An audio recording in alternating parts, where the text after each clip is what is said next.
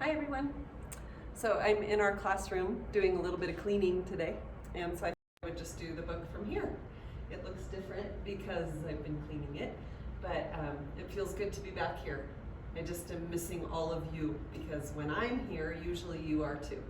But I thought you might like to have a look inside the classroom anyway, so that's what we're doing. Today I've been thinking about friends and how special it is to have friends to do things with who understand us and take care of us and have fun with us. And right now is a pretty hard time maybe to stay connected with your friends.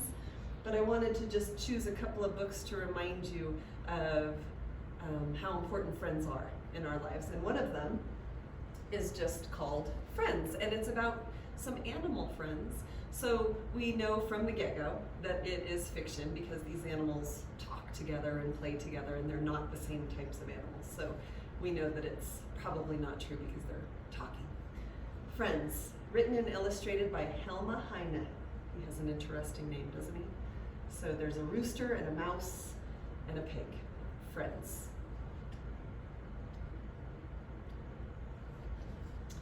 Every morning when Charlie Rooster strutted into the barn to wake the other animals, Johnny Mouse and Fat Percy went with him to help. Good friends always stick together. When this job was done, they wheeled their bicycle out of the barn and set off for their morning ride. There they are.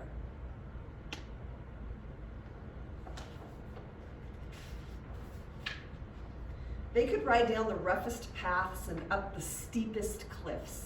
No curve was too sharp for them on their bicycles. No puddle was deep enough to stop them.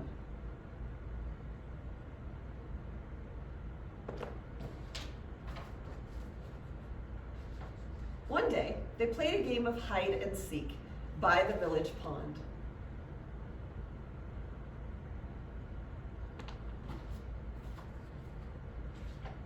While Johnny Mouse was hiding, he discovered an old boat lying in the tall grass. He showed his friends and they decided to play pirates. Good friends always decide things together, they said.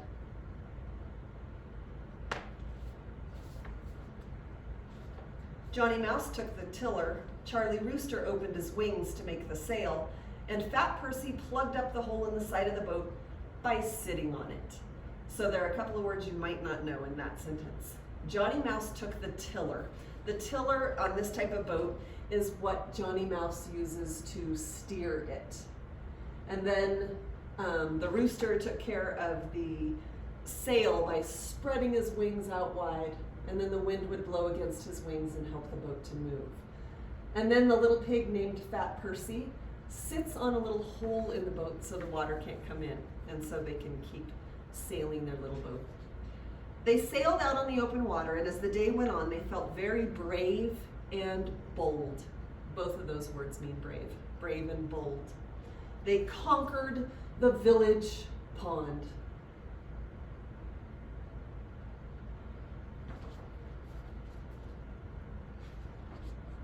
But hunger finally set them back to the shore, which means they got hungry and they wanted to go back and get food. First, they tried to catch a fish, but their stomachs rumbled so loudly that they frightened all the fish away.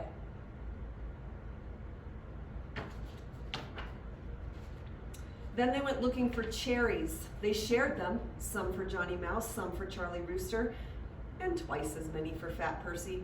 Johnny Mouse didn't mind, but Charlie Rooster complained. He said it wasn't fair.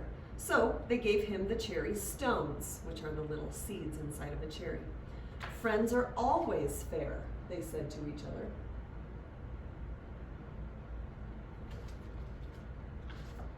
They ate so many cherries that they all got stomach aches and had to sit down for a while before they started back.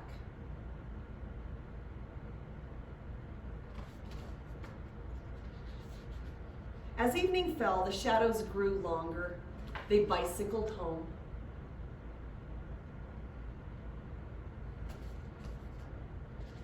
Behind the hen house near the water barrel, they swore to be friends forever.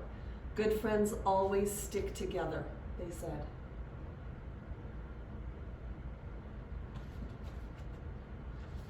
They decided to spend the night in Johnny Mouse's house, but Charlie Rooster got stuck in the doorway.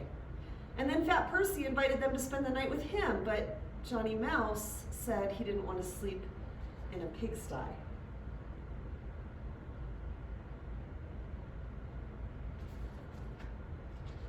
Finally, Charlie Rooster suggested sleeping in the hen house. They tried to rest on a perch high above the ground, but it broke. So sadly, they said goodnight to each other and went to their own beds. Sometimes good friends can't be together. Keep that line in your mind for a second. Sometimes good friends can't be together. But that night, they dreamed about each other, the way true friends do.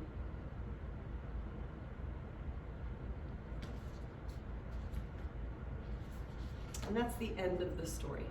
The reason I asked you to keep that line in your mind, sometimes good friends can't be together, is because you might be experiencing that right now. You might be missing the chance that you have to play with your good friends at recess, in the classroom, out in your neighborhoods. That might be something that you're missing right now. And I just want you to know that it's going to come back, that time when you are able to play with your friends and be with your friends at school and at home and all of those things that you might be missing right now. Lots of us are missing people that are important to us, and that's just part of what all of us are going through right now, and something that is going to go away, and you'll be able to be with your friends. So just keep that in mind. Sometimes good friends can't be together, and that can happen for all sorts of reasons. But there are times ahead where we will be able to be with our friends. So that's what I thought about when I read that. And then I have this other big book that's going to be hard to hang on to, but I'm going to figure it out. It's called Mouse's Birthday, and it's a super simple, short story about friends. And I chose this instead of a poem today, mostly because I love the illustrations. It's Mouse's Birthday. It was written by Jane Yolen, illustrated by Bruce Deegan. And it just goes like this. Mouse's house is very small. So you can see how tiny it is, built out of hay in the corner of a barn. Very small, very small.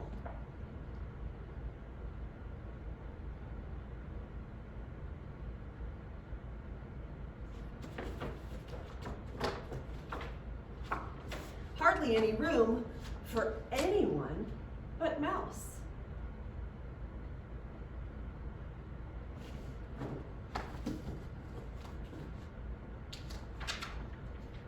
Now, if you notice on his calendar on the wall, he's changing it from the 25th to the 26th. And at the top of the page that says 26, it says my birthday. So we know it's Mouse's birthday on this day, in his tiny, tiny house where only he fits. In comes Cat upon his knees, carrying a gift of cheese, trying very hard to squeeze into Mouse's house. Now look how funny that is, how he's trying to squeeze in to give him a birthday gift.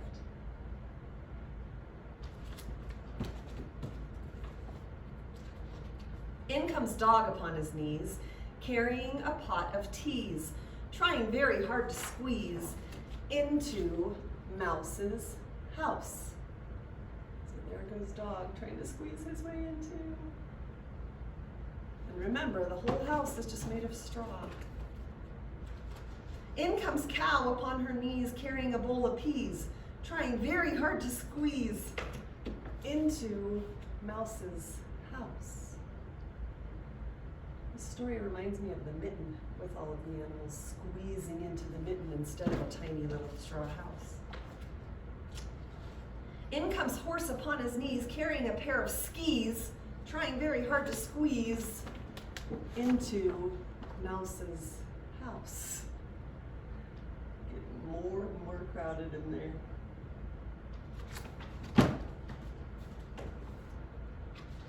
In comes Farmer on his knees, carrying a brown valise, trying very hard to squeeze into Mouse's house. A valise is like a little box with a handle that you can carry, kind of like a briefcase. that some grown-ups carry all of their papers for their jobs in. They all fit. Candles lit. Happy birthday, Mouse.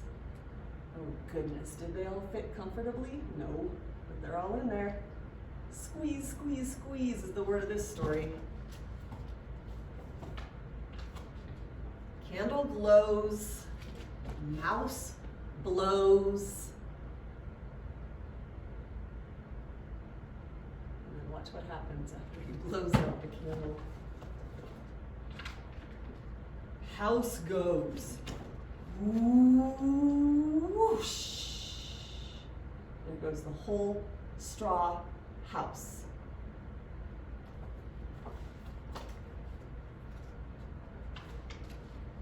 And there they all sit. With all the straw house blown to bits from Mouse's little candle blowing out. Mouse's new house is very wide, very wide, very wide. Everyone can fit inside, including little Mouse. So now the whole barn becomes his house.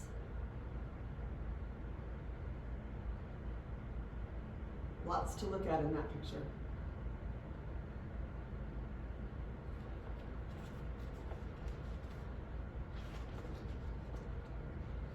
And there he is, asleep in a big, wide space in his new barn house.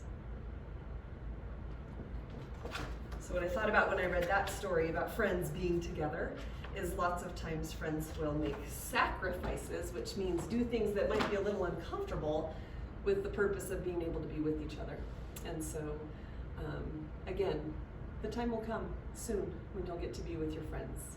And I can't wait for that time. It'll be a good time of celebration. I hope you have a great day today, and I will see you tomorrow.